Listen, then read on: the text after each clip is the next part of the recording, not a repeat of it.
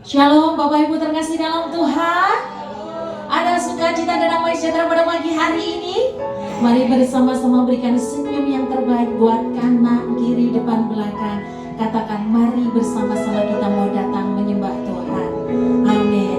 Mari bersama-sama Bapak Ibu Saudaraku terkasih dalam Tuhan. Sebelum kita memulai ibadah pada pagi hari ini, bersama-sama satukan hati kita berdoa. Sungguh kami mengucap syukur kepadamu Tuhan. Terima kasih Tuhan buat kasih karunia-Mu yang telah Engkau berikan bagi setiap kami Tuhan. Terima kasih Tuhan buat keselamatan yang Engkau berikan bagi setiap kami Tuhan. Terima kasih Tuhan buat karya-karya-Mu yang luar biasa yang Engkau berikan bagi setiap kami Tuhan. Terima kasih Tuhan. Ini setiap kami Tuhan pada pagi hari ini Tuhan, dengan kerendahan hati Tuhan, kami datang ke rumah-Mu untuk memuji, memuliakan Engkau, untuk memberikan yang terbaik hanya bagi-Mu Tuhan. Karena kami percaya Tuhan, Engkau Tuhan Allah kami yang hidup, Engkau Tuhan Allah kami yang berkuasa, Engkau Tuhan Allah kami yang duduk di atas puji-pujian kami ya Tuhan. Terima kasih Tuhan, kami serahkan Tuhan ibadah pada pagi hari ini ke dalam tangan-Mu. Berdaulatlah penuh Tuhan atas ibadah pada pagi hari ini Tuhan. Karena kami percaya Tuhan, Engkau Allah kami Tuhan, Allah yang hidup, Allah yang sanggup memulihkan, Allah yang sanggup menyembuhkan, bahkan Allah yang sanggup memberkati setiap kami Tuhan. Terima kasih Bapa, terima kasih. Hanya di dalam nama Tuhan Yesus Kristus. Haleluya. Amin. Sekali lagi shalom. Shalom. Salam damai sejahtera Allah yang melampaui segala akal dan pikiran terus tinggal dalam hati kita untuk selama-lamanya. Amin saudara. Kita percaya damai sejahtera itu terus ada dalam hati kita karena Tuhan begitu baik pada kita. Amin. Kita ada di sini karena kita mencintai Tuhan. Kita ada di sini karena kita mau memandang wajah Tuhan, mau menyembah, memuji, menyenangkan hati Tuhan. Amin saudara. Amin. Saya punya satu rema ayat yang luar biasa pada pagi hari ini, menunjukkan bahwa Tuhan kita begitu baik kepada kita.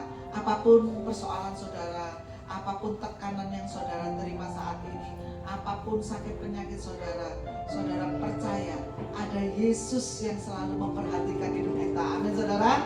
Amin. Kita baca di Mazmur 23 ayat 1 sampai 2. Ayat ini kelihatannya biasa saja saudara, tetapi mempunyai arti yang sangat dalam hidup kita. Amin saudara. Kita baca bersama-sama 1, 2, 3. Tuhan adalah gembalaku, takkan kekurangan aku. Ia membaringkan aku di padang rumput hijau. Ia membimbing aku ke air yang tenang. Wow, luar biasa. Amin. Tuhan adalah gembala kita, takkan kekurangan aku. Itu yang luar biasa saudara. Kita sebagai anak-anak Tuhan tidak akan pernah kekurangan dalam hidup kita. Amin. Kita tidak akan kelaparan. Kita tidak akan kekurangan di dalam hal kesehatan. Tuhan pelihara kesehatan kita dengan sempurna. Aku di padang yang berumput hijau. Kita tidak akan masuk ke padang gurun. Kita akan dibawa ke padang yang berumput hijau, yang banyak makanannya, yang banyak sumber berkatnya. Di situ kita terima pada pagi hari ini. Kita dipilih, kita ada di sini karena kita dipilih oleh Tuhan untuk menerima berkat-berkatnya pada pagi hari ini. Amin saudara. Amin. Kita pujikan satu pujian yang begitu luar biasa pada pagi hari ini.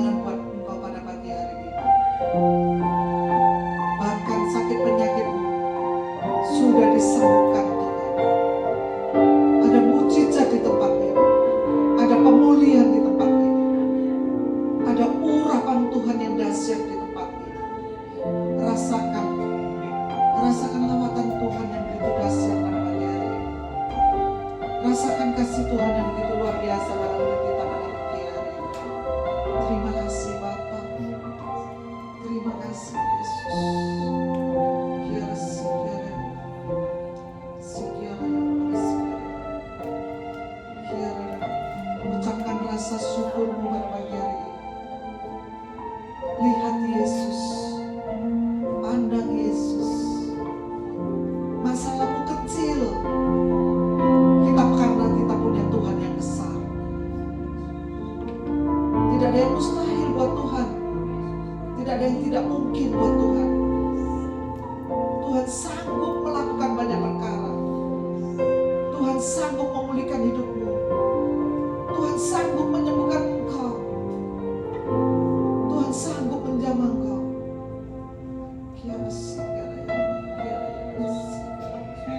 Terima kasih Yesus. Terima kasih Bapa. Kami sangat bersyukur pada pagi hari ini Tuhan. Kami sangat bersyukur Tuhan. Kami boleh ada di rumah Tuhan untuk menyenangkan hati Tuhan, untuk melakukan bagian kami Tuhan. Tuhan sudah pilih kami ada di tempat ini.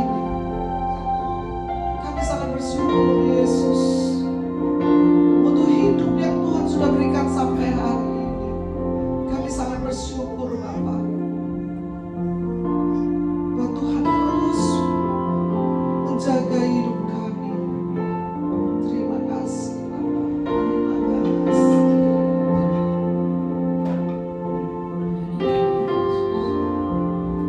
Kami percaya Tuhan, penyertaan-Mu sempurna bagi setiap kami Tuhan. Maka dari itu Tuhan, pada pagi hari ini Tuhan, kami mau memberi pujian kami yang terbaik hanya bagi-Mu Tuhan.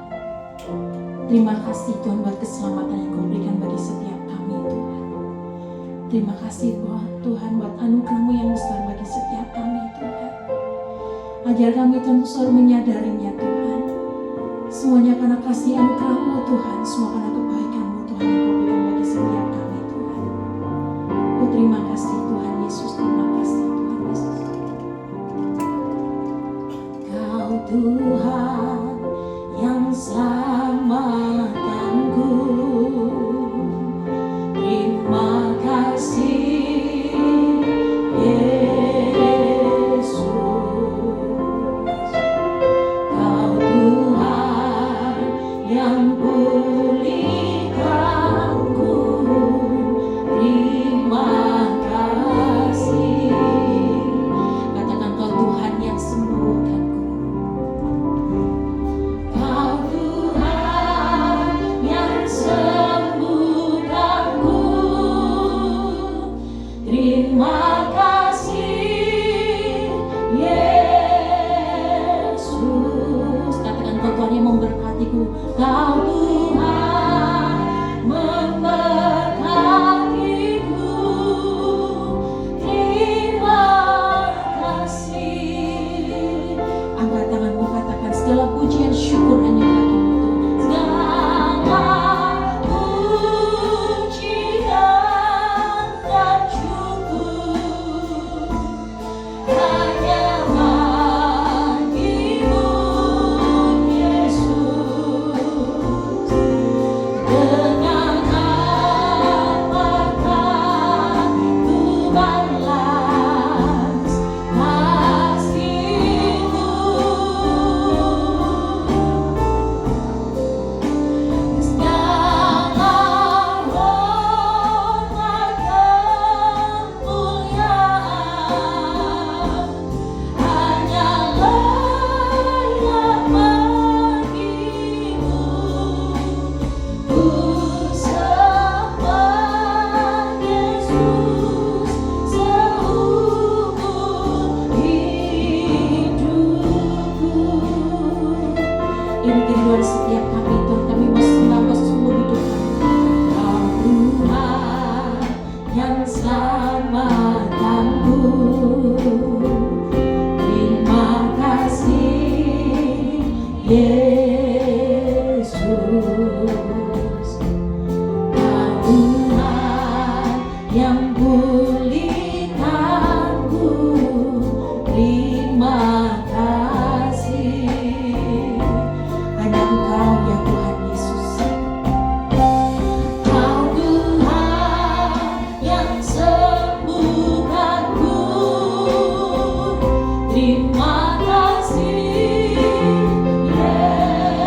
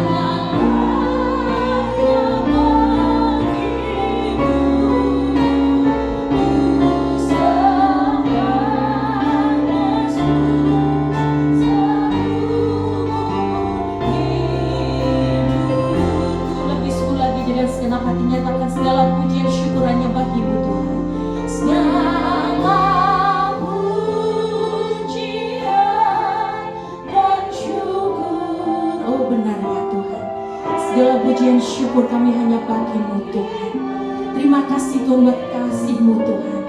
Terima kasih Tuhan buat keselamatan Engkau berikan bagi setiap kami Tuhan. Kami yang tidak layak Engkau layakkan kami Tuhan. Biarlah setiap kami Tuhan memberi yang terbaik hanya bagi-Mu Tuhan.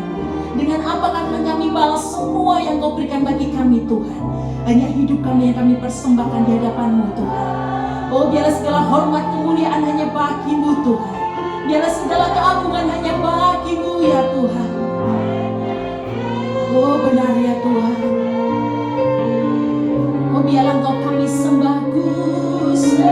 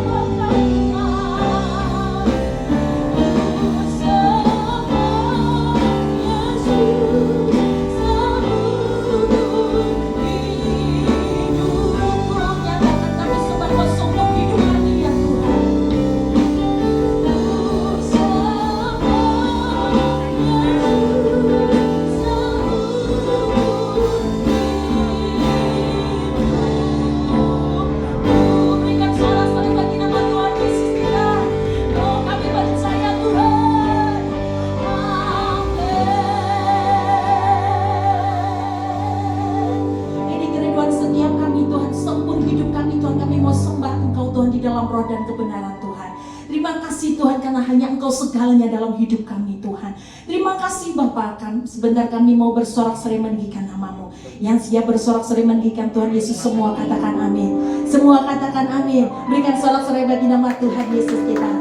Bapak Ibu percaya bahwa hanya Yesus dialah segalanya bagi hidup kita, amin. Tidak ada yang lain, amin. Haleluya. Mari bersama-sama kita menyatakan dialah segalanya dalam hidup kita. Oh, terima kasih Tuhan Yesus.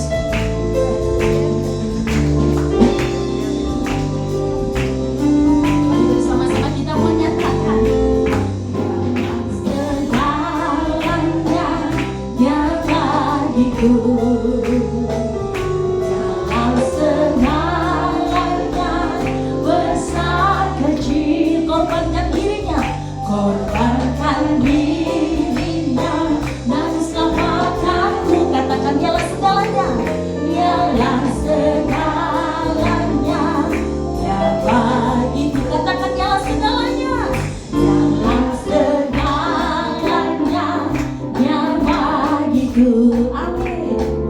Dialah segalanya, besar kecil, korbankan dirinya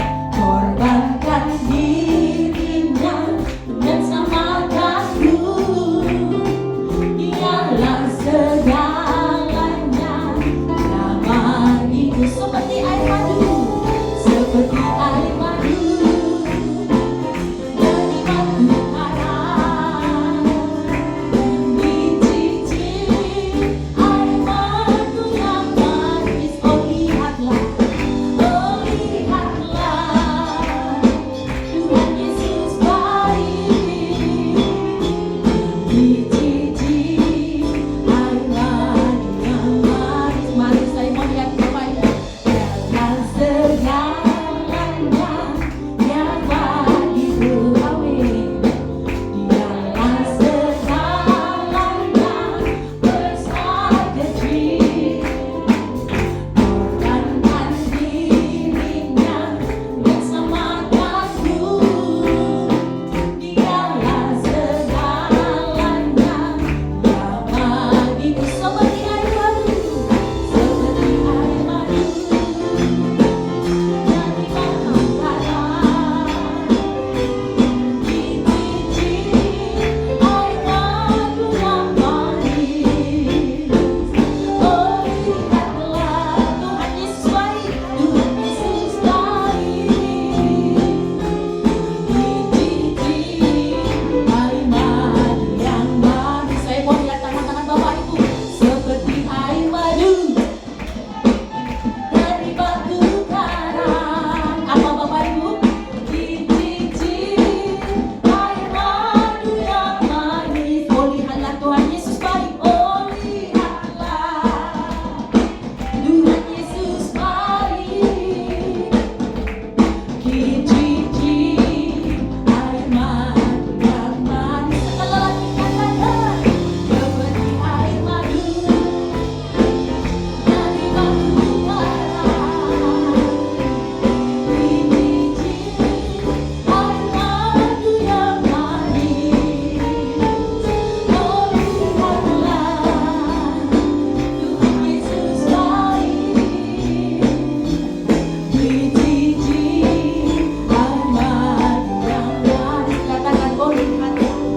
oh lihatlah, Tuhan Yesus baik. Dicicip air madu yang manis. Katakan, oh lihatlah, Tuhan Yesus baik. Dicicip air madu yang manis. Amin. Bapak Ibu percaya bahwa kita ini adalah orang-orang yang dipilih Tuhan. Amin. Kita yang ditetapkan Tuhan untuk menjadi pemenang. Amin. Biarlah setiap kita selalu semangat di dalam Tuhan. Amin. Karena kita orang-orang yang dipilih Tuhan.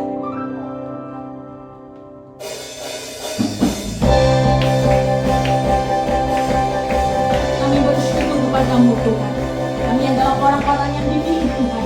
Kami orang-orang yang ditetapkan menjadi orang-orang yang pemenang di dalam Engkau ya Tuhan.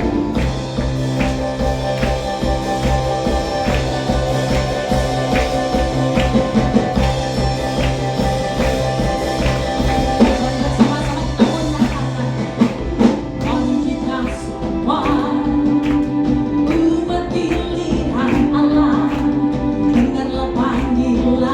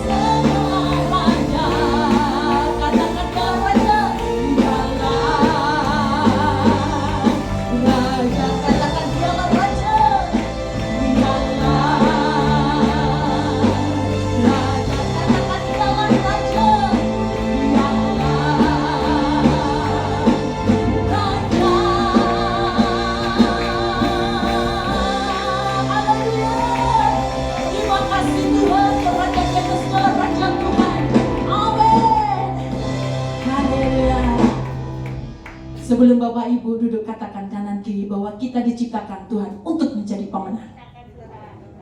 Amin.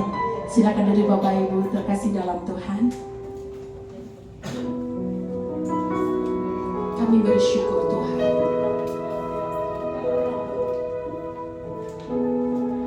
Oh ya, ada persembahan pujian dari jemaat. Silakan.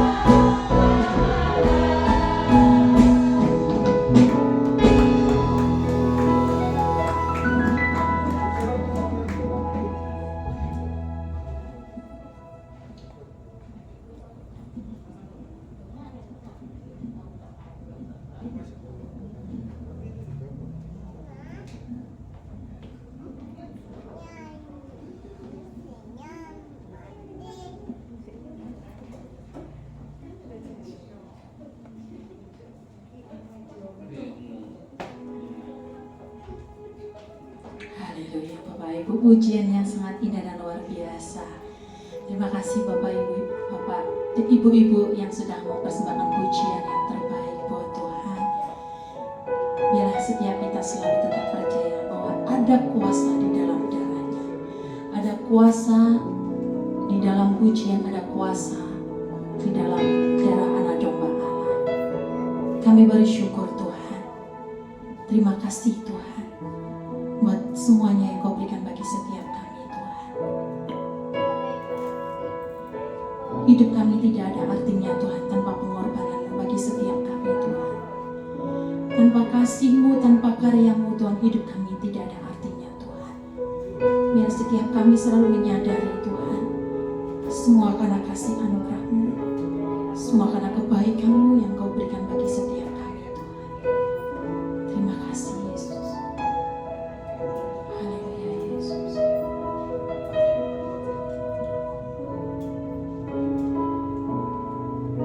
Yesus apa hati hidupku, bila Kau tak berikan nyawa-Mu yang terbaik tersedia bagiku. Ku bersyukur atas kasih karunia-Mu. Benar Tuhan, semua karena kasih anugerah-Mu bagi setiap kami ya Tuhan. Salib-Mu membuka mataku, betapa berharga nilai hidupku. Menanggung semua dosaku, berikan hidupku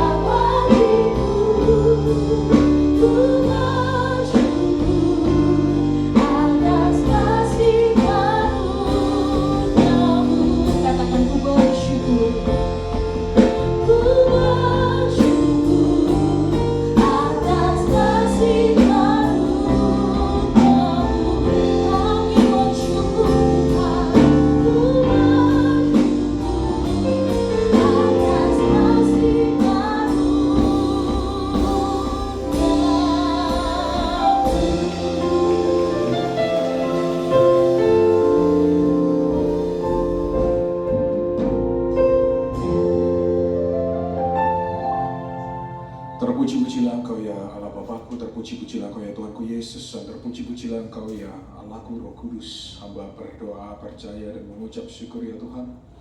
Kalau pada pagi hari ini kami diberi kesempatan untuk mengerti sudut pandang-Mu, kami diberi kesempatan untuk belajar firman-Mu, hamba percaya Engkau yang mengurapi Tuhan setiap masing-masing daripada kami. Engkau yang membukakan hati kami supaya firman yang ditaburkan tidak ada satupun yang kembali dengan sia-sia. Tuhan, hamba percaya biarlah firman yang ditaburkan semuanya tertanam, bertumbuh, menghasilkan buah yang berlipat-lipat kali ganda untuk dipakai memuliakan nama-Mu dan menyenangkan hati-Mu ya Tuhan.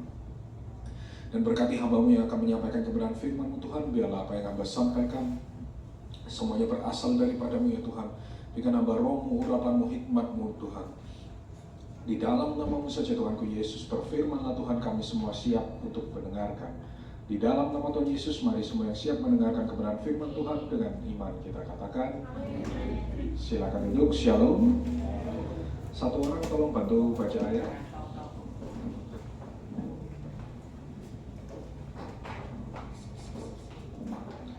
Minta naikin dikit ya, suara rada gema di panggung.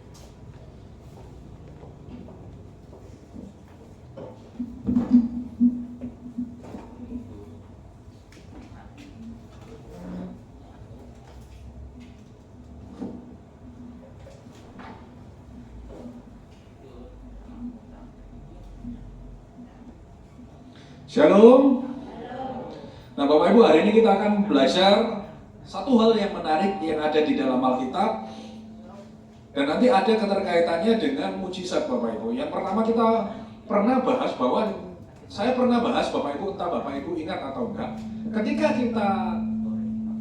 ketika kita ikut Tuhan, kita ini nggak bisa punya mindset, kita nggak bisa punya anggapan ikut Tuhan wis melok Tuhan aja. Kita biasa-biasa saja. Saya ngomong kapan hari, kalau Bapak Ibu ingat tema khotbah saya beberapa saat yang lalu, ketika kita ikut Tuhan, kita ini harus punya nilai jual.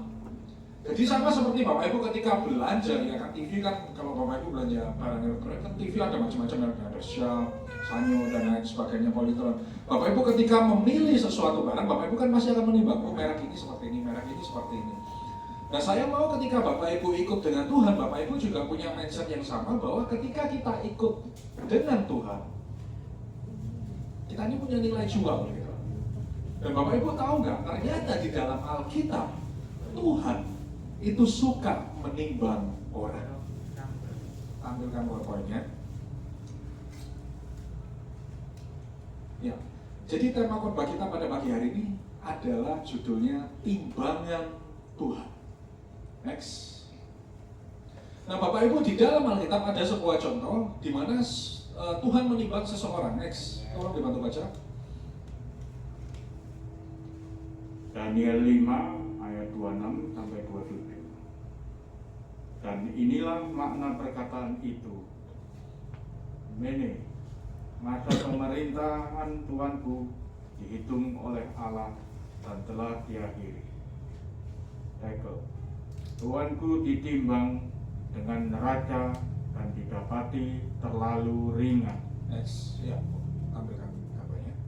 Jadi Bapak Ibu, di dalam Alkitab nanti kita akan terus pelajari bahwa Tuhan itu suka menimbang seseorang untuk dilihat apakah orang ini berbobot atau tidak di hadapan Tuhan. Makanya ketika kita ikut dengan Tuhan, kalau kita cuma ya wes melok Tuhan biasa aja. Ketika kita ditimbang Tuhan, kita nggak akan ada bobotnya. Nah pertanyaannya Bapak Ibu, kalau Bapak Ibu belanja misalnya, belanja di pasar, beli sayur ataupun beli buah, misalnya Bapak Ibu beli 1 kilo harganya 10.000. Dalam timbangan itu Bapak Ibu mintanya dapatnya 1 kilo atau 1 kilo kurang, atau kalau bisa 1 kilo lebih. Le iso, yo penjualnya keliru ngitung, kita dapat lebih, ditimbang loh kok lebih. Jadi Bapak Ibu aja yang manusia suka kalau ditimbang, suka yang lebih berat. Ini manusia Bapak Ibu. Kita kalau menimbang beli sesuatu, kita suka yang isinya apa? Berat, isinya banyak. Apalagi Tuhan. Ketika Tuhan menimbang kita, kira-kira Tuhan minta timbangan kita ini berat atau ringan, Bapak Ibu. Tuhan minta ketika kita ditimbang, kita berasanya berat. Nanti kita akan terus belajar, ternyata di dalam Alkitab banyak tokoh-tokoh yang ditimbang Tuhan. Karena Tuhan itu ternyata suka ngukur, Bapak Ibu. Oh, orang ini apa? Kalau ditimbangnya apa? Nah, kira-kira apa yang menentukan bobot pertimbangan atau neracanya Tuhan? Ada 3 hal, nanti kita akan bahas. Yang pertama, itu adalah perintah Tuhan atau hukum-hukum Tuhan atau kebenaran. Nah, Bapak Ibu, dalam terjemahan aslinya di kitab Daniel tadi, tolong PowerPoint yang kitab Daniel, nah terjemahan Indonesia tolong dibantu baca ya. Dibantu baca lagi. Tekel, Tuanku ditimbang dengan neraca dan didapati terlalu ringan. Yes. Dalam bahasa Indonesia ini dikatakan ketika ditimbang terlalu ringan. Tapi dalam bahasa aslinya itu bukan ringan, tapi next. Tolong dibantu baca. Tekel, Tuanku ditimbang dengan neraca dan didapati kurang. Yes. Dalam bahasa aslinya menggunakan kata hasir, yang artinya itu kurang. Jadi ketika ditimbang, kurang. Nah pertanyaannya, kurang apa Bapak Ibu? Kurang kan macam-macam.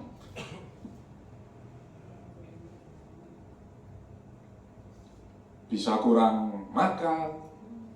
Kalau saya suka cari perkara kurang Kalau disebut di dalam Alkitab kurangnya ini kurang apa? Nah, Bapak Ibu, ada berbagai tafsiran di dalam kitab Ibrani, tapi salah satu rabi yang terkenal namanya Rabi Rashi yang melakukan tafsiran dalam kitab Ibrani yang saya baca, dikatakan bahwa kurangnya ini adalah kurang kebenaran, Bapak Ibu. Jadi kurang melakukan perintah Tuhan, kurang menjalankan perintah Tuhan, jadi akhirnya dikatakan ketika ditimbang di dalam neraca didapatilah kurang kebenaran. Jadi Bapak Ibu ingat ini, setiap Bapak Ibu melakukan perintah Tuhan, neracamu itu ditambah, timbanganmu di hadapan Tuhan itu ditambah. Perintah Tuhan itu yang mana sih Bapak Ibu? Perintah Tuhan yang mana kira-kira? Perintah Tuhan yang mana yang harus kita jalankan? Perintah Tuhan yang mana Bapak Ibu yang harus kita jalankan? Kasih Tuhan Allahmu, betul, itu yang nomor 1. Bapak Ibu tahu, selama saya belajar bahasa Ibrani di dalam Alkitab, itu ada 613 perintah Tuhan. Baik dari larangan makan, larangan macam-macam, kemudian ada hukum persembahan. Contoh, Bapak Ibu memberikan persembahan ke rumah Tuhan, itu tidak ada dalam 10 perintah Allah, betul nggak? Ada nggak memberikan persembahan kepada rumah Tuhan dalam 10 perintah Allah? Ada nggak? Apa itu perintah Tuhan? Nggak ada loh di 10 perintah Allah. Memberi ke rumah Tuhan, itu perintah Tuhan atau bukan? Nggak ada loh di 10 perintah Allah. Jawabannya itu perintah Tuhan Bapak Ibu. Kita kan pernah belajar waktu itu mengenai persembahan. 613 perintah Allah yang ada di dalam kitab Ibrani, itu salah satunya mengatur mengenai persembahan untuk spesial rumah Tuhan. Bukan untuk hamba Tuhan, untuk rumah Tuhan. Itu ada peraturannya sendiri. Kita pernah bahas waktu itu. Nah, jadi Bapak Ibu di dalam firman Tuhan, dalam perintah Tuhan itu ada 613 Bapak Ibu. Makanya kita setiap saat kan kita belajar untuk mengerti kebenaran firman Tuhan. Jadi supaya apa? Setiap kita melakukan perintah Tuhan, kita itu dapat reward. Bapak Ibu percaya atau enggak? Setiap kita melakukan perintah Tuhan, kita itu mendapatkan semacam hadiah. Ini salah satu juga kepercayaan orang ahli Taurat Bapak Ibu sampai sekarang. Karena setiap orang yang menjalankan perintah Tuhan, dia akan dapat hadiah. Kalau menurut saya, setiap kita menjalankan perintah Tuhan, timbangan Tuhan itu atas kita akan bertambah berat. Contoh yang paling simpel, 613 itu tidak mungkin semuanya kita lakukan, tapi paling simpel itu adalah 10 perintah Allah. Hormatilah kedua orang tua. Hormatilah kedua orang tuamu supaya apa? Supaya apa? Lanjut usiamu. Dalam bahasa aslinya bukan cuma lanjut usiamu, tapi engkau akan berbahagia di tanah yang diberikan Tuhan kepadamu. Makanya Bapak Ibu, saya kalau keluar negeri, Bu Yeni minta ikut, melok. Ya kan, saya kemarin cuma jalan-jalan ke luar negeri, Bu Yeni minta melok Bapak Ibu. Ya tetap tak aja, tak bayari, tak seneng no. Kenapa? Karena kalau rahasia umur panjang, rahasia bahagia, rahasia diberkati Tuhan di tanah yang diberikan Tuhan kepadamu, hormatilah orang tua. Itu firman Tuhan. Gak usah minum ginseng Bapak Ibu. Hormatilah kedua orang tuamu, maka umurmu akan dibuat Tuhan jadi panjang. Perintah Tuhan dalam Alkitab itu selalu ada hadiahnya. Makanya ahli-ahli Taurat percaya setiap kita melakukan perintah Tuhan, kita akan dapat hadiah. Juga dengan yang kita bahas hari Sabat. Ingat dan kuduskanlah hari Sabat. Sakur et yom hasabat lekades. Ingatlah, bahasa aslinya, ingatlah hari Sabat untuk dikuduskan.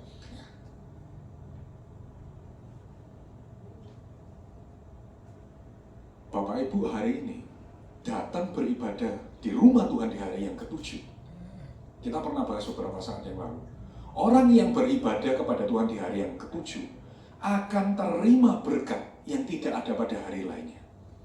Karena cuma di hari ke-7 lah kalau Bapak Ibu baca dalam kitab Penciptaan. Lainnya cuma dibilang baik. Tapi di hari yang ke-7 Tuhan menguduskan dan memberkatinya. Berarti cuma di hari yang ke-7 kita terima berkat yang tidak ada pada hari-hari lainnya. Kita pernah bahas ini dalam tema khotbah kita mengenai Shomer Sabat.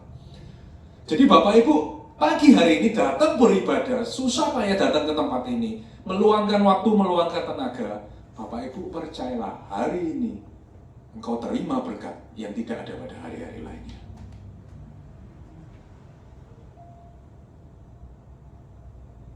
Nah, selain dapat hadiah, selain dapat reward dari Tuhan karena melakukan perintah Tuhan,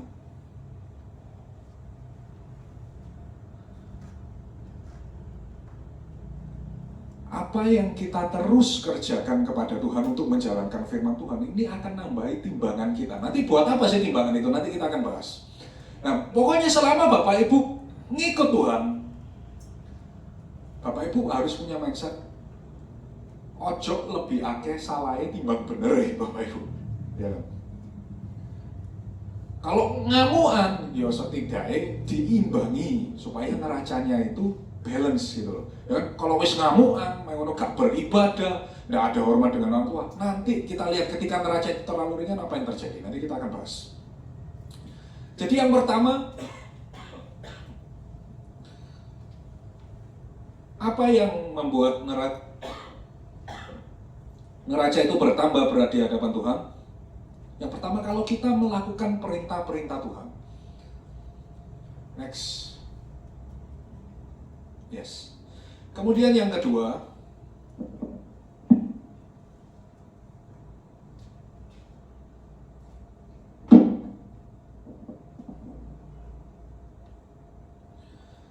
kita juga pernah membahas ini Bapak Ibu, entah Bapak Ibu masih ingat apa enggak dalam tema khotbah kita mengenai persembahan. Persembahan yang Tuhan paling suka, itu bukan nominal, bukan dan lain sebagainya. Persembahan yang Tuhan paling suka, itu persembahan yang apa? Bayar harga. Persembahan yang Tuhan paling suka, itu persembahan yang bayar harga.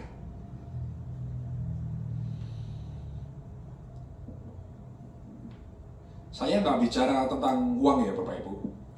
Saya bicara ketika engkau memberikan sesuatu kepada Tuhan, tapi ketika engkau memberikan sesuatu itu rasanya bayar harga. Contoh, Bapak Ibu, saya pernah di jadwal khotbah di gereja di daerah Sepanjang sana jam 7 pagi Bapak Ibu. Saya karena biasanya tidurnya itu jam 1, jam 2, jam 3 karena kebiasaan kalau malam saya juga masih sering ngurusi kerjaan. Saya tidur kira-kira cuma 3 jam Bapak Ibu. Jadi jam 2, jam 3 tidur, jam 6 sudah bangun, harus melayani Tuhan.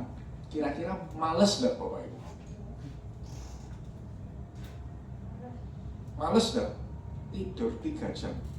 Bapak Ibu, saya kalau tidur hal minim itu 7-8 jam. Kalau nggak, kepala saya pusing Bapak Ibu.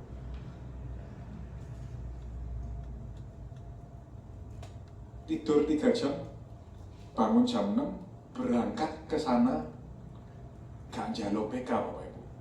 Karena ketika saya melayani Tuhan, saya punya prinsip, aku melayani karena aku mau menyenangkan hati Tuhan. Ya kan? Jadi wis gak njaluk PK Bapak Ibu. Kalau melayani berangkat. Jadi jam 6 berangkat. Ketika saya berangkat nyetir, saya itu sampai batin, aduh aku iso enak tidur nang omah, aku iso bangkong, tapi aku harus melayani Tuhan. Keroso Bapak Ibu, waktu berangkat itu aku keroso. Waduh, ini benar-benar pengorbanan. Karena saya orangnya tidur gak bisa kurang Bapak Ibu. Dan inilah persembahan yang Tuhan suka, bukan masalah uang, tapi masalah bayar harga. Contoh lagi, Bapak Ibu, saya melihat Bapak Ibu, banyak orang ketika hujan itu malas ke gereja. Padahal Bapak Ibu kalau perhatikan, perintah Tuhan untuk beribadah di hari yang ke-7 itu masuk perintah inti. Betul nggak? Masuk dalam 10 perintah. Orang yang tidak beribadah dengan orang yang membunuh misalnya, dosanya beratan mana? Tidak beribadah, gak datang gereja, sama orang bunuh, dosanya beratan mana? Sama. Kok iso? Kok bisa sama beratnya?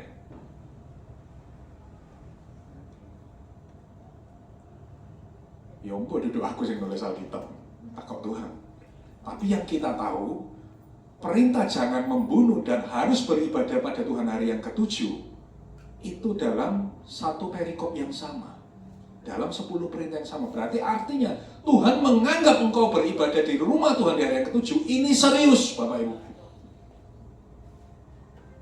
Nah tapi banyak Bapak Ibu, hujan titik gak teko.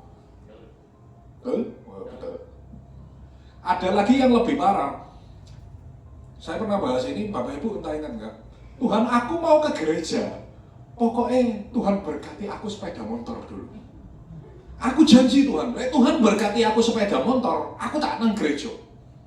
Salah enggak? Apa kok salah? Bukan salah, jaluk kok gak oleh. Kira-kira Bapak Ibu, kalau Bapak Ibu kerja di perusahaan, kerja dulu baru minta gaji. Apa minta gaji dulu? Bapak Ibu, karena saya dipercayakan Tuhan perusahaan, kalau ada orang Bapak Ibu, orang-orang masuk kantorku, Pak, aku gajian 10 juta, gajian aku Pak 10 juta, lek gak bergaji aku gak kerja, gajian aku sesok aku tak kerja, aku tak tepak ngomongin. Bapak Ibu cari di semua perusahaan, kerja dulu baru gajian. Gak ono Bapak Ibu perusahaan datang teko-teko, Pak gajian aku sih baru aku sesuk tak kerja. Gak ono. Tapi kenapa Tuhan dibegitukan? Banyak orang punya mindset seperti itu. Saya ngomong sampai matimu engkau tidak akan diberkati Tuhan. Jadi orang yang punya mindset seperti itu, Tuhan berkata sama aku baru aku tak ke gereja, baru aku tak melayani, Tuhan berkata sama aku sampai mati engkau tidak akan diberkati Tuhan. Nah kembali lagi ke topik, banyak orang tidak mau bayar harga buat Tuhan. Banyak orang bahasa kasarnya males buat Tuhan. Hujan dikit, tidak ke gereja.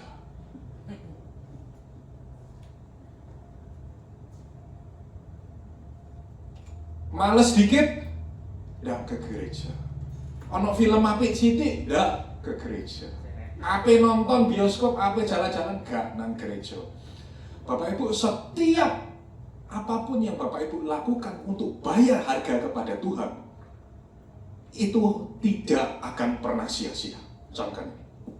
Tuhan pernah ngomong, karena dalam jerih payahmu untuk Tuhan, 1 Korintus 15:58, semuanya tidak akan pernah sia-sia. Jadi persembahan apa yang Tuhan paling suka itu persembahan yang bayar harga, bukan masalah uang ya. Jangan bilang, oh saya menyuruh jemaat memberikan uang yang banyak. Bukan masalah uang. Tapi setiap apa yang kau berikan kepada Tuhan, kalau engkau kerasa sakit waktu memberikan, entah waktumu, entah tenaga, ada yang bertugas melayani, oh mau repot masak untuk rumah Tuhan, itu bayar harga. Ada yang korban waktu, aku pagi-pagi datang mau melayani Tuhan, aku pagi-pagi datang mau beribadah kepada Tuhan. Aku hujan-hujan gak peduli, aku mau beribadah kepada Tuhan. Nah, persembahan seperti inilah yang bikin Tuhan senang, Bapak Ibu. Persembahan bayar harga inilah yang bikin neracamu di hadapan Tuhan berbobot. Makanya jangan malas. Bapak Ibu, saya setiap mau melayani di tempat saya tertanam di Betania Tambak Rejo ini, apalagi di Perjamuan Kudus, saya selalu membiasakan diri saya berpuasa, Bapak Ibu. Saya berpuasa, berdoa. Males nggak Bapak Ibu berpuasa? Males Bapak Ibu. Tapi saya mau melakukannya, saya bayar harga supaya apa? Ketika saya melayani Tuhan, saya bisa menyenangkan hati Tuhan. Jadi korban waktu, korban tenaga, dan korban segala sesuatunya. Untuk apa? Menyenangkan Tuhan. Jadi kalau Bapak Ibu ikut Tuhan, tapi tidak punya mindset, aku mau bayar harga, aku mau berbobot di hadapan Tuhan, neracamu ini nggak ada beratnya di hadapan Tuhan. Terus aku tak ala kadare ikut Tuhan, ya nggak ada beratnya. Nanti kita akan bahas neraca ini untuk apa sih? Nah, ada sebuah studi kasus yang menarik bahwa ternyata Tuhan itu meminta ketika memberikan persembahan atau memberikan sesuatu, pengorbanan itu mintanya yang bayar harga, Bapak Ibu.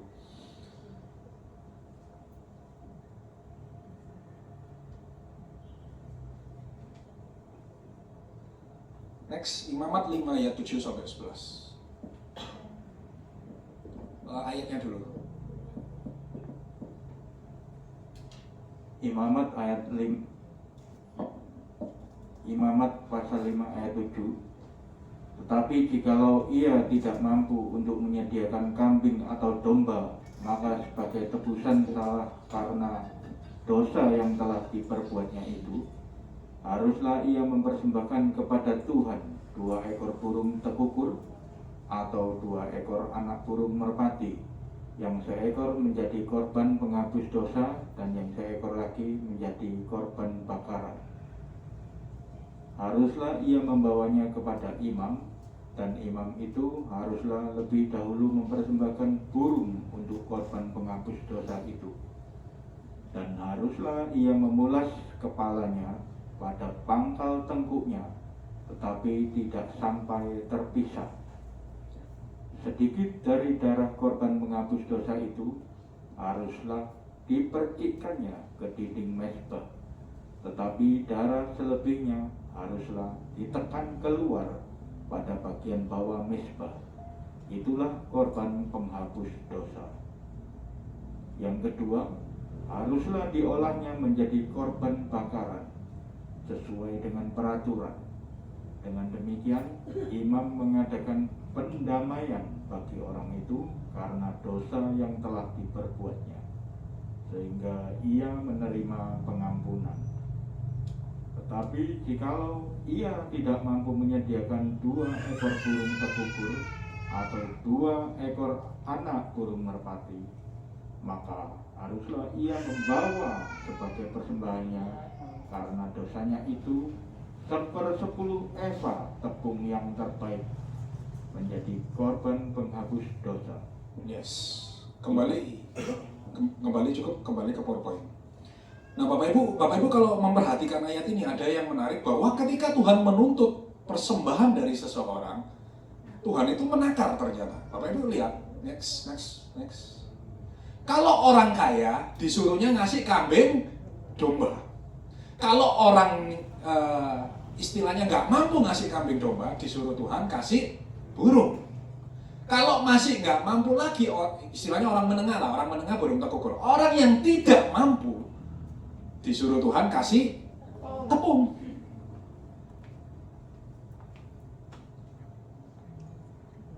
Kenapa Tuhan nggak pukul rata aja? Semua kamu wajib kasih kambing domba. Dari sini kita tahu bahwa Tuhan menuntut persembahan yang bayar harga. Kenapa? Karena kalau orang kaya disuruh ngasih tepung ketika ngasih persembahan, kerasa apa enggak kira-kira? Bosok zaman sekarang ya, munggah mercy kolektornya main 1000. Bapak Ibu bayangkan ada orang naik mercy, mobilnya miliaran. Begitu masuk rumah Tuhan, kolektor metu 1000 Bapak Ibu. Bapak Ibu lihat ini, kira-kira persembahan itu bayar harga enggak?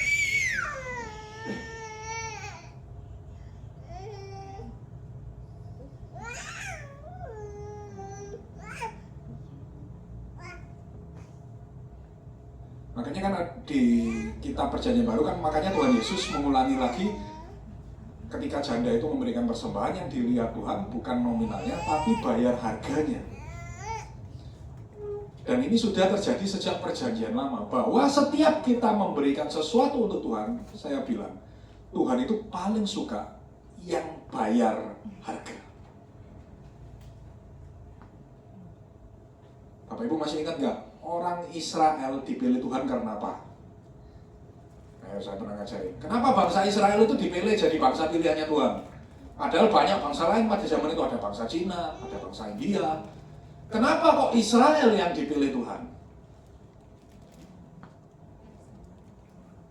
Kenapa? Gak pernah saya ajarin loh, masa lupa. Karena apa? Betul, Israel dipilih Tuhan bukan karena Israel baik. Israel dipilih Tuhan karena persembahan Abraham yang bayar harga. Abraham saleh nggak? Saleh. Tapi bukan karena kesalahannya Israel dipilih Tuhan, karena persembahan Abraham yang bayar harga. Waktu apa ngasih anaknya yang tunggal, lalu Tuhan berjanji keturunanmu lah bla bla bla bla akan diberkati Tuhan, akan menjadi sama dan macam-macam lah. Tapi itu semuanya kan apa? Persembahan Abraham yang bayar harga. Makanya Bapak Ibu kalau lihat dalam kitab Perjanjian Lama atau dalam kitab Ibrani, orang Israel semurtad apapun, ketika Tuhan mau bunuh, ketika Tuhan mau habiskan orang Israel, Tuhan selalu ngomong apa? Oh, aku teringat akan janjiku kepada Abraham. Kalau enggak udah habis itu orang Israel. Jadi Israel dipilih bukan karena Israel saleh, bukan karena Israel baik, bukan karena Abraham saleh, bukan karena Abraham baik, bukan. Israel dipilih karena persembahan Abraham yang bayar harga. Nah, segitu dahsyatnya Bapak Ibu, persembahan yang bayar harga. Jadi Bapak Ibu sama Tuhan, ojo males. Udah titik kayak ibadah. Panas titik, oh kok panas ya Tuhan? Ya jenenge ono matahari ya. Gak kelem gereja. Oh panas ya.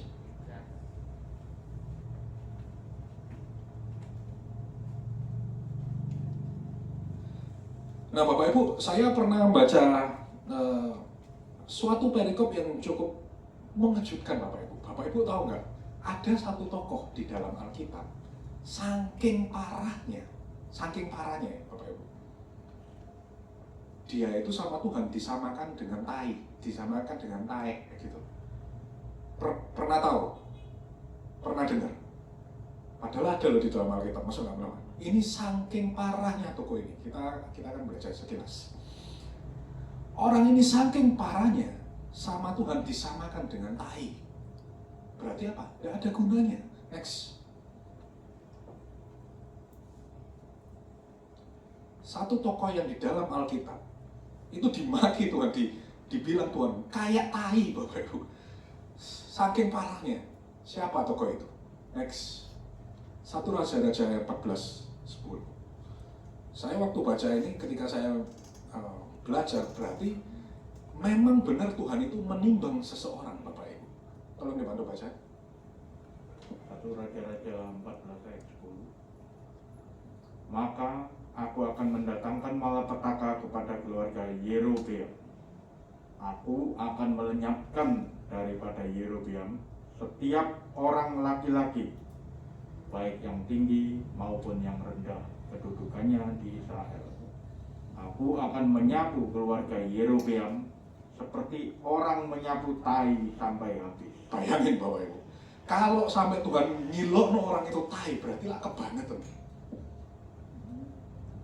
Saya Baru ketemu satu orang ini aja di dalam Alkitab yang disamakan dengan tai oleh Tuhan.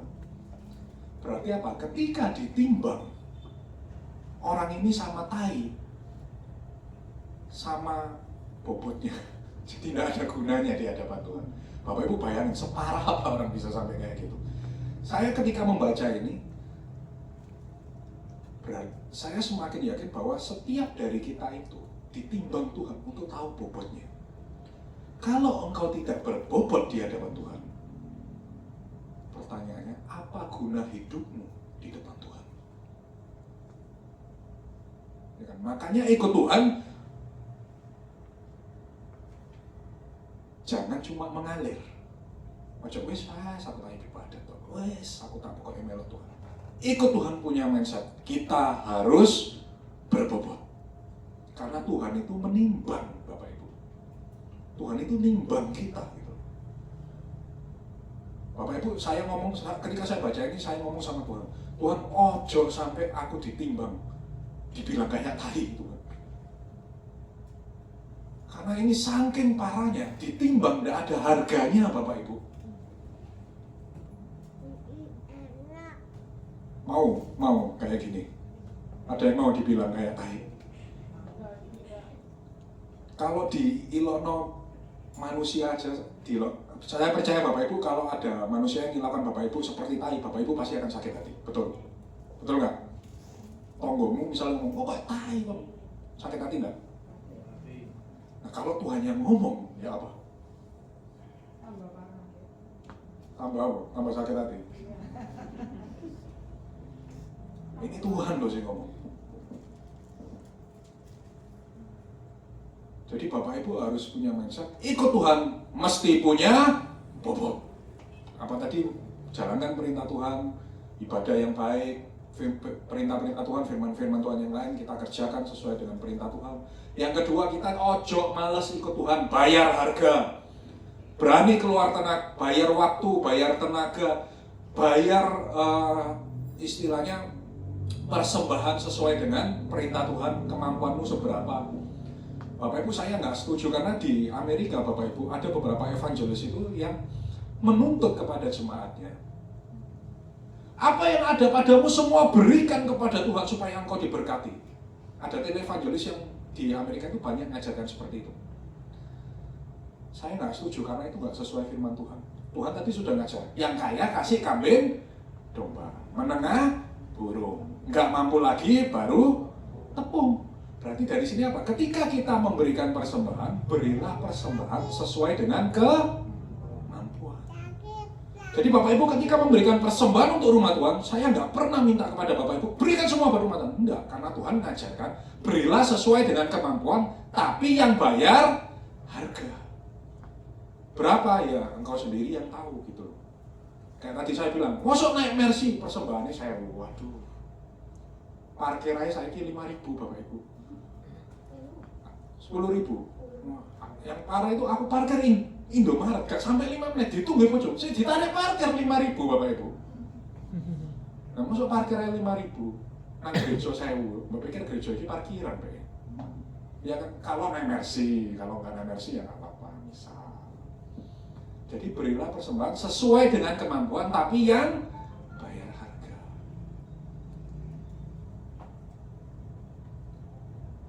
Jadi jangan malas untuk Tuhan. Kalau beribadah hari yang ke-7, baik itu hujan, baik itu panas, ingatlah ini perintah Tuhan. Kita mau meluangkan waktu kita bayar harga, kita bayar tenaga kita untuk beribadah di tempat ini. Kenapa? Supaya kita berbobot di hadapan Tuhan. Bangun pagi ke sini beribadah, itu dilihat Tuhan bayar harga.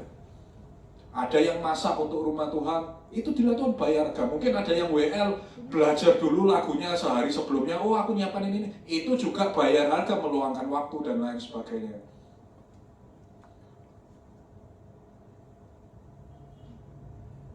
Ada yang lebih dahsyat Bapak Ibu. Saya nggak nyuruh, nanti dikiranya saya yang nyuruh ya. Ada yang lebih dahsyat, pelayanan gak terima pegang. Ada yang seperti itu Bapak Ibu, macam-macam. Itu juga dilihat Tuhan, bayar harga. jaga.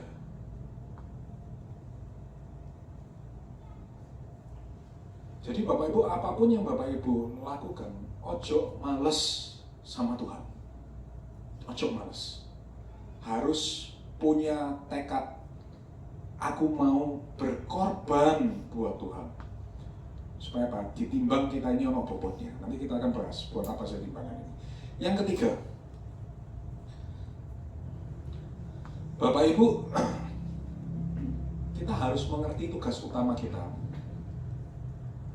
Ini salah satu yang dilihat Tuhan dalam timbangan, Bapak Ibu. Kenapa? Karena banyak orang berjalan bersama Tuhan itu tidak tepat sasaran. Contoh apa? Bapak Ibu, dalam pelayanan saya lihat banyak orang yang ditugaskan Tuhan jadi gembala, malah senang jadi penginjil, Bapak Ibu. Kira-kira tepat nggak kalau seperti ini? Boleh nggak gembala jadi penginjil? Boleh nggak? Nah, boleh nggak? Ya, boleh aja tuh, masuk nggak boleh. Tapi yang jadi masalah kalau dia jadi penginjil, lalu gembalanya dilupakan, Bapak Ibu. Karena dosa, kita pernah bahas, dosa dalam bahasa Ibrani-nya itu menggunakan kata het, yang artinya tidak tepat sasaran. Jadi dosa itu bukan melanggar firman Tuhan, bukan. Dosa itu tidak tepat sasaran. Contoh apa? Bapak Ibu diperintahkan Tuhan jadi WL. Misalnya tugas utamamu jadi WL. Lu senang main gitar. Itu tepat sasaran enggak? Enggak. Bapak Ibu ibadah mulai jam 10, Bapak Ibu datang jam 11 misal. Tepat sasaran enggak? Ibadah jam 5, tekoi jam 6 pas waya pendeta khotbah. Tepat sasaran enggak? Dosa enggak? Dosa. Karena bahasa aslinya dosa itu dalam bahasa Ibrani het, yang artinya tidak tepat sasaran. Maka hidupmu kalau tidak tepat sasaran di hadapan Tuhan, itu juga berdosa. Nah, banyak orang sampai sekarang itu tidak tahu tugas utamanya dari Tuhan itu apa. Tidak tahu tujuan hidupnya itu apa. Bapak Ibu, kalau sampai sekarang engkau tidak tahu apa tugas utamamu dari Tuhan, segera cari tahu. Karena kalau tidak, apa bedanya kita dengan binatang? Binatang kan tanya, tujuan hidupmu apa? Ya nggak ngerti ya. Tugas utamamu dari Tuhan apa? Nggak ngerti. Tapi kita anak Tuhan, kita tahu tugas utama kita dari Tuhan itu apa. Contoh. Bapak Ibu, saya beberapa kali mendapat peneguhan dari banyak hamba Tuhan. Saya rasa ada 3 atau 4 ya. Kalau saya diperintahkan Tuhan untuk menggembalakan gereja ini, Bapak Ibu, berapa kali saya diteguhkan gitu. Itu sebabnya saya tidak melakukan pelayanan penginjilan. Saya biasanya kalau melayani, saya selalu berkhotbah mengajar yang sudah ada di dalam Tuhan. Tujuan utama saya apa? Saya menguatkan apa yang sudah ada di dalam Tuhan. Saya taburi firman Tuhan supaya di dalam Tuhan semakin kuat. Karena itu tugas utama saya, bukan penginjilan. Tapi ada orang yang punya panggilan yang berbeda. Tugas utamanya disuruh Tuhan, oh kamu harus penginjilan. Diteguhkan berbagai hamba Tuhan, penginjilan. Ada juga hamba Tuhan yang saya juga tahu, tugas utamanya peneguhannya berkali-kali pelepasan, Bapak Ibu. Bukan penggembalaan, pelepasan. Jadi khusus karunia-karunia pelepasan, pengusiran setan dan lain sebagainya, dia diperintahkan Tuhan seperti itu. Nah, kira-kira Bapak Ibu, kalau sudah dikasih Tuhan perintah seperti itu, lalu yang pelepasan ini atau yang punya karunia pelepasan sama pelepasan ini, Tuhan, aku gak gelem jadi karunia pelepasan, aku gak gelem jadi bagian pelepasan, aku gelemnya jadi gembala Tuhan. Apa luwe dihormati, luwe diperhatikan Tuhan. Kira-kira tepat sasaran enggak? Enggak.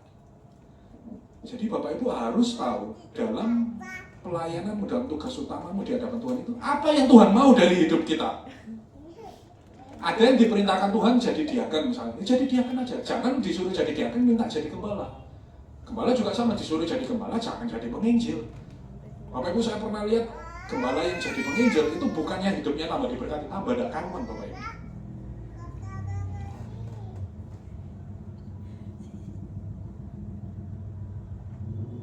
Dan juga saya bilang, setiap orang pasti disuruh Tuhan tertanam di suatu tempat. Bapak Ibu percayalah, ini gak mungkin Tuhan nyuruh Bapak Ibu itu mencok kono, mencok kene, mencok sana, mencok sini. Kumbang be, mencok tanaman sini, mencok tanaman sini. Tuhan pasti menyuruh setiap dari kita tertanam di suatu tempat, itu pasti itu ada panggilan Tuhan. Nah, di mana saudara disuruh Tuhan tertanam, tertanamlah di situ. Percayalah, kau pasti diberkati. Bapak Ibu, saya disuruh Tuhan tertanam di sini.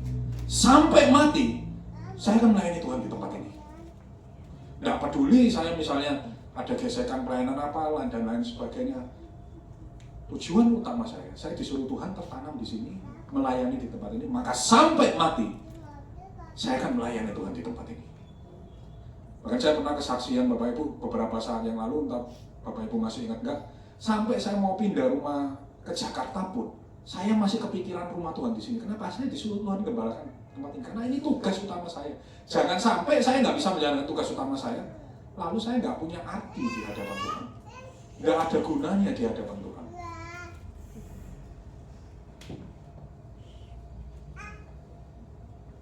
Jadi kalau Bapak Ibu disuruh tertanam di mana, jalankan. Pasti engkau diberkati. Saya nggak ngomong Bapak Ibu harus tertanam di tempat ini, enggak. Silakan Bapak Ibu berdoa masing-masing pribadi. Tuhan, engkau mau aku tertanam di mana? Kalau sudah Tuhan tunjuk di mana, sampai matimu engkau harus tertanam di sana. Tuhan, aku harus melayani di mana? Tuhan, aku harus pribadi di mana? Nggak peduli gereja itu besar kecil. Kalau engkau sudah ditunjuk Tuhan untuk tertanam di suatu tempat, jalankan. Itu tugas utamamu salah satunya. Tapi banyak orang nggak bisa terima tugas utamanya kayak tadi. Ada yang gembala pengen jadi penginjil, ada yang diakan pengen jadi gembala. Bapak Ibu, saya melihat banyak sekali orang yang bukan ditunjuk Tuhan jadi gembala, pengen jadi gembala lalu jadi gembala, hidupnya tambah gak karuan. Diberkati Tuhan? No, karena Tuhan nggak nyuruh dia jadi gembala. Padahal waktu jadi diakan, dia lebih diberkati, punya rumah banyak, punya mobil banyak. Begitu jadi gembala, hilang. Kenapa? Bukan tugas utamanya, Tuhan nggak suruh dia jadi gembala. Jadi Bapak Ibu harus memperhatikan bahwa dalam setiap hidup kita ini punya tugas utama. Contohnya apa? Tuhan sudah kasih contoh Bapak Ibu. Tuhan Yesus ketika masuk bumi, dia berpegang kepada tugas utamanya. Matius 15 ayat 21 sampai 2. Matius 15 ayat 21 sampai 2. Lalu Yesus pergi dari situ dan menyingkir ke daerah Tirus dan Sidon. Maka datanglah seorang perempuan Kanaan dari daerah itu dan berseru, "Kasihanilah aku, ya Tuhan, anak Daud, karena anakku perempuan kerasukan setan dan sangat menderita." Tetapi Yesus sama sekali tidak menjawabnya. Lalu murid-muridnya datang dan meminta kepadanya, "Suruhlah ia pergi, ia mengikuti kita," dengan berteriak-teriak. Jawab Yesus, "Aku diutus hanya kepada domba-domba yang hilang dari umat Israel." Yes, cukup sampai ayat 24 ya. Bisa nggak Tuhan melakukan penginjilan ke bangsa di luar Israel waktu itu? Bisa nggak Tuhan kalau mau melakukan? Bisa. Tapi Tuhan nggak mau karena bukan tugasnya. Jadi Bapak Ibu lihat ketika Tuhan Yesus melayani, dia pun tetap berpegang pada koridornya. Tugas utamanya apa? Dia harus melayani orang Israel dulu. Nanti bangsa non-Israel diserahkan ke siapa? Bapak Ibu kalau baca di dalam Alkitab, rasul-rasul itu ada bagiannya sendiri-sendiri. Petrus itu pelayanannya fokus untuk orang Yahudi, orang Israel. Paulus baru serahkan Tuhan tugas utama penginjilan, pelayanan kepada orang-orang non-Yahudi. Jadi tiap rasul ini punya tugas utamanya masing-masing Bapak Ibu. Dan sama kayak tadi saya bilang, ketika engkau melayani Tuhan, ketika engkau hidup bersama Tuhan, ketika engkau tertanam dalam sebuah gereja, engkau punya tugas utama dari Tuhan. Apa yang Tuhan tentukan untukmu, jalankan. Supaya apa? Engkau berbobot, engkau diberkati. engkau ditimbang Tuhan, ada beratnya. Jangan sampai kayak tadi, ditimbang ringan, nggak ada beratnya, kena hukum. Ada satu lagi ditimbang, nggak ada gunanya, dibilang kayak takut. Jadi Bapak Ibu punya bobot ketika berhubungan dengan Tuhan. Yang ketiga, Bapak Ibu harus tahu tugas utamamu dari Tuhan apa. Nah, next. Ya, ini diulangi lagi tadi di Perjanjian Lama. Yerobeam dibilang apa ketika ditimbang, kalau nggak berbobot, dibilang engkau kayak tai. Nah, Tuhan Yesus sendiri ngomong lagi di dalam Perjanjian Baru. Tolong dibantu baca. Matius 5 ayat 13. Kamu adalah garam dunia. Jika garam itu menjadi tawar, dengan apakah ia diasinkan? Tidak ada lagi gunanya selain dibuang dan diinjak orang. Yes, Tuhan ngomong, kalau engkau tidak ada gunanya, ya buat apa kalau nggak dibuang dan diinjak gitu. Jadi ketika engkau ditimbang Tuhan, harus punya bobot. Nah, kenapa neraca ini penting? Kapan neraca ini ditimbangkan Tuhan kepada kita, ya kan? Kan nggak setiap hari Tuhan timbang kita gitu kan. Kapan neraca ini ditimbangkan kepada kita? Yang saya perhatikan di dalam Alkitab, kapan Tuhan itu menimbang seseorang dengan neracanya? Itu ketika, next, nomor 1, ketika kita berbuat kesalahan. Makanya Bapak Ibu kalau perhatikan di dalam Alkitab, kok dosa yang ini, tokoh ini lebih berat tapi hukumannya lebih ringan. Tokoh ini bikin dosa, hukumannya lebih berat. Karena Tuhan menimbang, Bapak Ibu, impact-nya. Jadi Bapak Ibu kalau lihat di dalam Alkitab, dosa kelihatannya hukuman dari tiap tokoh-tokoh yang berdosa itu ada yang kelihatannya ringan, ada yang berat. Kenapa? Karena timbangannya ini. Mungkin tokoh ini lebih bayar harga, lebih menjalankan perintah Tuhan, kita nggak tahu. Tapi ketika ditimbang Tuhan, ketika salah itu kita ditimbang sama Tuhan untuk menentukan hukumannya. Kalau salahnya lebih akeh, biasanya hukumannya lebih berat, Bapak Ibu.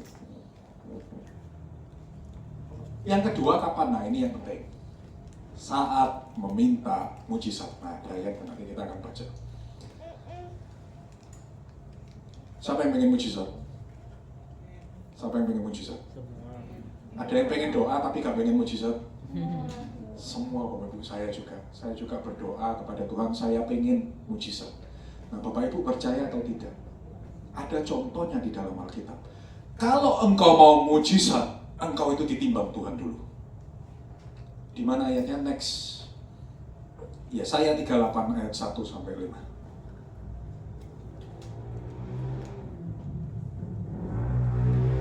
Pada hari-hari itu, Hizkia jatuh sakit dan hampir mati. Lalu datanglah Nabi Yesaya bin Amos dan berkata kepadanya, beginilah firman Tuhan, sampaikanlah pesan terakhir kepada keluargamu, sebab engkau akan mati, tidak akan sembuh lagi. Lalu Hizkia memalingkan mukanya ke arah dinding, dan ia berdoa kepada Tuhan. Ya, jadi Hizkia sudah divonis Tuhan, engkau akan mati, tidak akan sembuh dari sakitmu. Tuhan yang ngomong. Terus Hizkia ngomong sama Tuhan.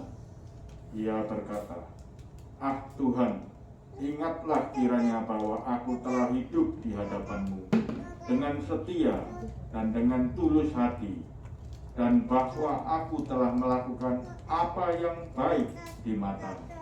Kemudian menangislah Hizkia dengan sangat. Maka berfirmanlah Tuhan kepada Yesaya, pergilah dan katakanlah kepada Hizkia, beginilah firman Tuhan Allah Daud, bapa leluhurmu. Telah kudengar doamu dan telah kulihat air matamu. Sesungguhnya aku akan memperpanjang hidupmu 15 tahun lagi. Yes, stop sampai sini hanya tetap tampilkan. Bapak Ibu perhatikan kuncinya. Telah ku dengar doamu, telah ku lihat air matamu. Nah, doanya Hizkia apa? Dia mengingatkan Tuhan kembali apa yang telah dia perbuat untuk Tuhan. Bapak Ibu kalau baca di perikop-perikop sebelumnya, Hizkia itu menghancurkan Baal-Baal, Hizkia itu menghancurkan kuil-kuil Pokoknya bangsa Israel yang sebelumnya beribadah pada Allah lain diwajibkan balik lagi kepada Tuhan. Terus dia belajar Torah-Torah Tuhan, perintah-perintah Tuhan, dia pelajari lagi. Nah pertanyaannya Bapak Ibu, kalau Hizkia tidak melakukan ini, lalu nangis toh, kan ini doa dan air mata, ya kan? Doa dan air mata. Doanya tadi mengingatkan Tuhan apa yang sudah dia lakukan. Kalau kiranya Hizkia air mata tok dan doa tanpa ada perbuatan dengan Tuhan, terima mujizat nggak? Terima mujizat nggak? Udah. Tampilkan ayat sebelumnya. Sebelumnya lagi. Ya. Hizkia mengingatkan kepada Tuhan apa yang telah dia perbuat untuk Tuhan. Bayar harga apa yang dia kerjakan untuk Tuhan. Makanya ketika Tuhan mau melakukan mujizat ditimbang berbobot, diberilah mujizat sama Tuhan. Makanya kenapa ada orang yang terima mujizatnya cepat, ada orang yang doa terus tapi nggak terima mujizat, ya toh? Ada yang bilang, oh waktu Tuhan. Kalau ada yang, saya pernah bahas hamba Tuhan yang punya karunia nubuat buatan, bukan nubuat ya, nubuat buatan. Kalau ada datang, Bapak Ibu datang, kok aku belum terima mujizat Tuhan? Waktu Tuhan, bukan waktu. KPI nanti kalau ngomong-ngomong ya bisa. Tapi kenapa hari ini kita belajar? Kenapa banyak orang yang terima mujizat, ada yang terimanya cepat, ada yang terima mujizatnya lama? Karena ini loh, karena bobotmu di hadapan Tuhan. Karena setiap kita mau terima mujizat, Tuhan itu nimbang. Jadi Bapak Ibu kalau mau terima mujizat cepat, berbobotlah di hadapan Tuhan. Jadi ketika ditimbang Tuhan, Tuhan lihat, oh ya, ini ditimbang berat, terima mujizat. Jadi jangan cuma mengalir toh sama Tuhan. Punya bobot, punya kemauan, Tuhan aku harus punya nilai jual di hadapan Tuhan. Satu tadi apa? Menjalankan perintah Tuhan. Yang kedua, apa tadi? Apa? Bayar harga. Ojo males. Panas titik gak ke gereja. Udan titik gak nang gereja. Tapi lek njaluk karo Tuhan, Tuhan tolong. Tapi lek udah titik gak nang gereja. Kira-kira Bapak Ibu, kalau Bapak Ibu jadi Tuhan lihat kayak ini, guyu gak Bapak? Tuhan tolong, udan kanan gereja. Dan ini gerimis gak panter. Kongkon pelayanan turu. Tapi lek njaluk tolong banter. Tuhan berkat aku, Tuhan tolong aku.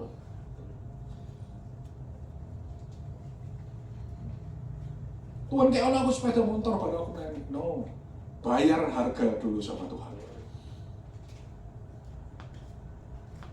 Yang ketiga, apa tadi?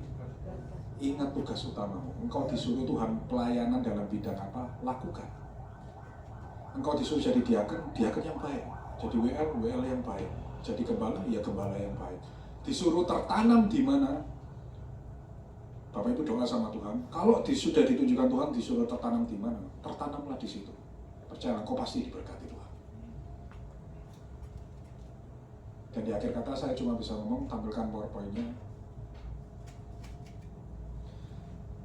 Jadilah berbobot di dalam timbangannya Tuhan. Tuhan Yesus memberkati. Mari kita berdoa.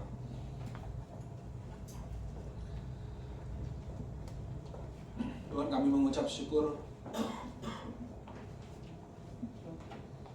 karena Engkau yang telah mengajar kami untuk mengerti kebenaran firman-Mu ya Tuhan. Biarlah firman yang kami pelajari boleh melekat pikiran dan hati kami supaya kami tidak akan pernah lupa atasnya. Biarlah hidup kami boleh semakin berkenan dan menyenangkan hati-Mu melalui pengajaran ini Tuhan. Terima kasih Engkau telah memakai hamba-Mu ini Tuhan. Pakai hamba-Mu lebih dahsyat lagi untuk memuliakan nama-Mu dan menyenangkan hati-Mu ya Tuhan. Di dalam nama-Mu saja Tuhanku Yesus, Allahku yang hidup, yang kucintai dan kulayani. Hamba berdoa percaya sebenarnya dalam nama Tuhan Yesus. Hamba berdoa percaya. Haleluya. Mari kita mempersiapkan hati kita untuk menerima perjamuan kudus. Ya. Kita berdoa sekali lagi. kita berdoa sekali lagi untuk menyiapkan hati kita menerima perjamuan kudus. Mari kita berdoa. Tuhan, kami mengucap syukur bahwa pada pagi hari ini kami akan menerima perjamuan kudus sesaat lagi ya Tuhan. Hamba percaya baik bagi yang melayani maupun yang dilayani, kami percaya Tuhan Kau yang menguduskan dan menyucikan kami supaya kami layak menerima perjamuan kudus-Mu. Di dalam nama-Mu saja Tuhanku Yesus,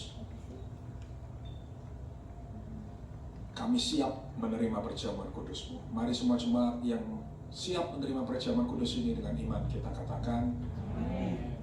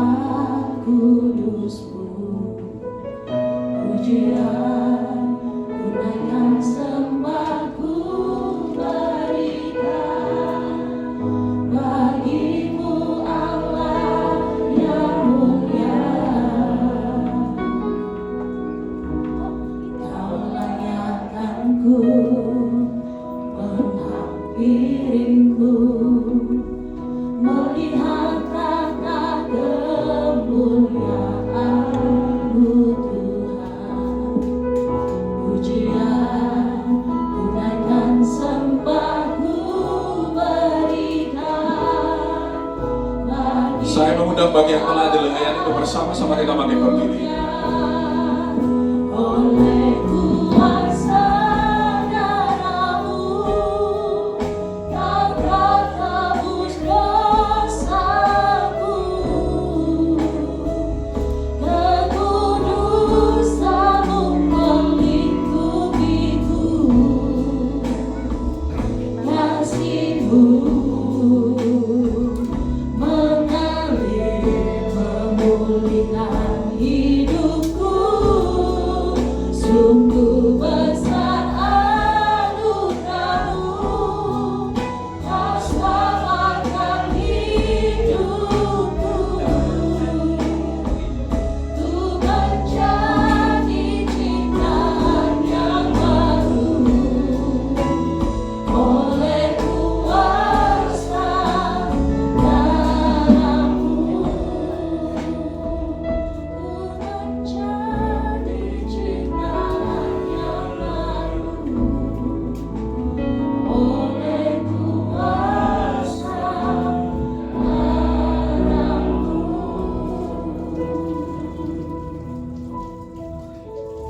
Mari jemaatku yang terkasih, angkat roti ini di tangan kananmu, letakkan tangan kiri di dadamu.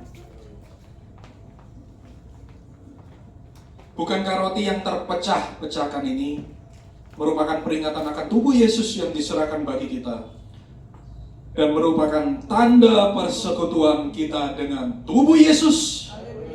Mari kita makan dengan iman dalam nama Tuhan Yesus.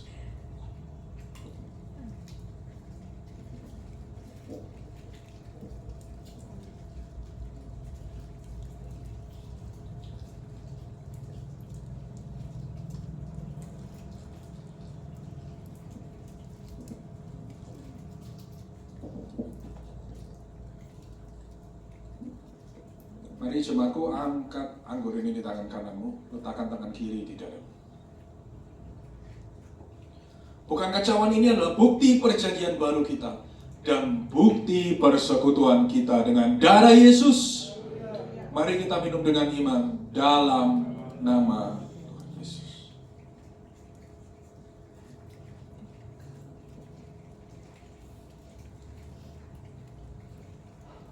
Letakkan cawan anggurmu, angkat kedua tanganmu. Mari kita berikan penyembahan yang terbaik bagi Tuhan kita Yesus. Yang bisa berbahasa roh, mari kita berbahasa roh. Yang tidak bisa cukup katakan haleluya, haleluya, haleluya. Haleluya, haleluya, haleluya. Haleluya, haleluya, haleluya.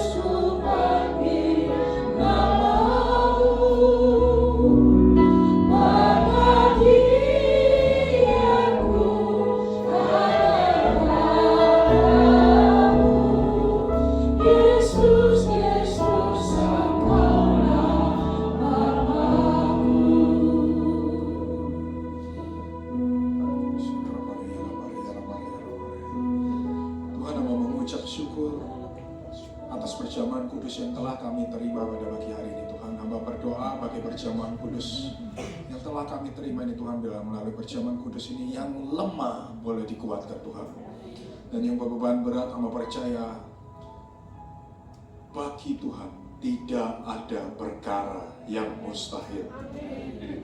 Dan hamba percaya juga Tuhan, bagi yang mempunyai segala macam penyakit Tuhan, hamba percaya kuasa Tuhan yang mampu untuk menyembuhkan di dalam nama Tuhan Yesus. Dan hamba juga berdoa Tuhan, biarlah melalui perjamuan kudus ini kami boleh semakin menjadi satu di dalam, biarlah kami boleh tinggal di dalam Engkau dan Engkau boleh tinggal di dalam kami, sama seperti Engkau ada di dalam Bapa dan Bapa ada di dalam Engkau.